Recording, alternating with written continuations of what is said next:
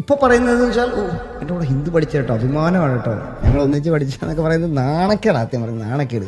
North Indian style. അത് കേരളത്തിലേക്കൊക്കെ വന്നതെന്ന് പറഞ്ഞാൽ ഭയങ്കര അപകടം പിടിച്ച സാധനമാണ്. നിങ്ങൾ ഡിവൈഡ് ചെയ്യാൻ വേണ്ടിയിട്ടുള്ള ടൂൾ ഇട്ട് കഴിഞ്ഞു, നിങ്ങളത് നിങ്ങൾ അതിനെ കോർത്ത് കഴിഞ്ഞു എന്ന് പറഞ്ഞാൽ. ഞാൻ ഇത്രയും കാര്യം പറഞ്ഞതാണ് എൻ്റെ സ്കൂൾ കാലഘട്ടം പറയാൻ വേണ്ടിയിട്ടല്ല ഞാൻ ഈ പോഡ്കാസ്റ്റ് എടുത്തത്. പക്ഷേ ഈ പറഞ്ഞ കാര്യം ഫ്രണ്ട്ഷിപ്പിൽ എല്ലാവരും ഒന്നാണ്. അതുമല്ല, നിങ്ങൾക്ക് ഞാൻ പറഞ്ഞ നുണയാണെന്ന് കണ്ടുപിടിക്കാൻ നിങ്ങൾക്ക് ഒരുപാട് വഴികൾ ഞാൻ തന്നു. ഒന്ന്, ഫെബ്രുവരി മാർച്ചിലാണ് ഞാൻ പരീക്ഷ എഴുതെന്ന് പറഞ്ഞു, 2007 പറഞ്ഞു. ആ കാലത്തെ ആ സമയത്ത് അമ്പലത്തിൽ ഉത്സവം നടന്നിട്ടുണ്ടെന്ന് നോക്കാം. ഞാൻ എൻ്റെ കൂടെ പഠിച്ച സ്റ്റുഡൻസിൻ്റെ പേര് പറഞ്ഞു. നിങ്ങൾക്ക് അവരെ എൻ്റെ ഇൻസ്റ്റാഗ്രാമിലോ ഫേസ്ബുക്കിലോ നോക്കിയാൽ തപ്പിയാൽ കിട്ടും. അവരോട് പോയി ചോദിക്കുക, എടാ ഇവൻ പറഞ്ഞ സത്യം, നിങ്ങൾ എൻ്റെ കൂടെ അവിടെ പോയി പഠിച്ചിട്ടുണ്ടോ, മുറ്റത്തിരുന്ന് പഠിച്ചിട്ടുണ്ടോ, പക്കാവിടെ എന്നിട്ടുണ്ടോ, രാജേഷ് ആയിട്ടുണ്ടോ എന്നിട്ടുണ്ടോ ചോദിക്കാം.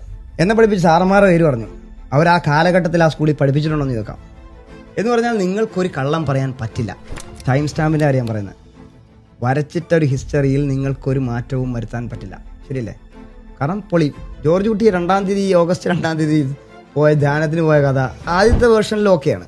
കാരണം വന്നവരെല്ലാം പറഞ്ഞു 2 വീട്ടിലില്ലായിരുന്നു അല്ലേ, എന്നാൽ 2 അയാൾ നാട്ടിലുണ്ട്. അയാൾ നോക്കിയപ്പോൾ ഓഫീസിൽ പോയിട്ടുണ്ട്. അയാൾ വിളിച്ചു വന്നപ്പോൾ അയാൾ 3 പോയി കഥ പറഞ്ഞ് മാറ്റി. പക്ഷെ അവസാനത്തേക്ക് വന്നപ്പോൾ 2ാമത്തെ വേർഷൻ വന്നു, ദൃശ്യം. അതിൽ വന്നപ്പോൾ ഇവരുടെ കള്ളം പൊളിഞ്ഞു. ആര് കണ്ടു? മറ്റേ ആൾ ഒളിഞ്ഞെന്ന് കണ്ടു. ഏതാ കള്ളൻ? ഇയാൾ പോലീസ് സ്റ്റേഷനിൽ നിന്ന് ഇറങ്ങിപ്പോന്ന് കണ്ടു. കൂടാതെ അയാളുടെ വീടിൻ്റെ ഓപ്പോസിറ്റുള്ള ഫാമിലി എന്ത് ചെയ്തു? രാത്രി കൊച്ചിനെ ഡോക്ടറെ വിളിക്കാൻ വേണ്ടി എണീറ്റപ്പോൾ അവരും കണ്ടു, ഒരു വണ്ടി ഇറങ്ങിപ്പോകുന്നത് കണ്ടു. എന്ന് പറഞ്ഞാൽ ജോർജ് കുട്ടി അന്നത്തെ ദിവസം അവിടെ ഉണ്ടായിരുന്നു. എന്ന് പറഞ്ഞാൽ ധ്യാനത്തിന് പോയിട്ടില്ല എന്നർത്ഥം അല്ലേ? അടുത്ത ദിവസമാണ് ധ്യാനത്തിന് പോകുന്നത്. എന്ന് പറഞ്ഞാൽ ജോർജ് കുട്ടിക്ക് പോലും കിട്ടാതെ എന്നൊരു ഡേറ്റ പടച്ചവൻ എന്ത് ചെയ്യുന്നു? ഫുട് പ്രിൻ്റായിട്ട് വെച്ചു. നിങ്ങളുടെ വിരലടയാളം എവിടെയോ പതിച്ചു, ആരോ കണ്ടു എന്ന് പറഞ്ഞാൽ ജോർജ് കുട്ടിയെ പൊക്കി. നോണ നിന്നില്ല, കുറച്ച് വർഷം എന്നുള്ളൂ.